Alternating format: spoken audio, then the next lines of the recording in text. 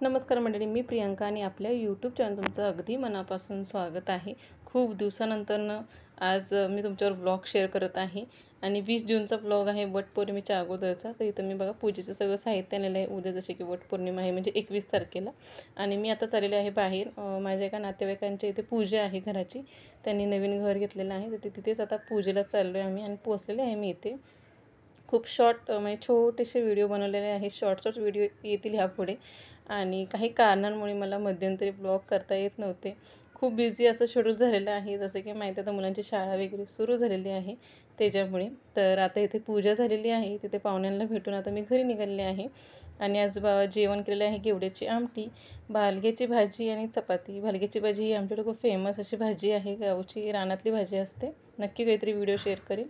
आणि आता किचन ओटा वगैरे सगळं क्लीन झालेलं आहे आणि उद्या जशी वटपौर्णिमा आहे तर त्यासाठी मी इथं क्लिनिंग केलेली आहे आणि इथं तयारी करते पुरणपोळीची.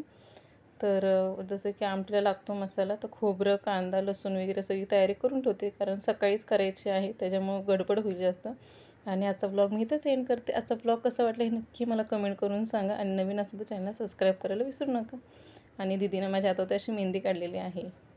तर भेटूया आता उद्याच्या ब्लॉगमध्ये, ह्याच्या पुढच्या ब्लॉगमध्ये.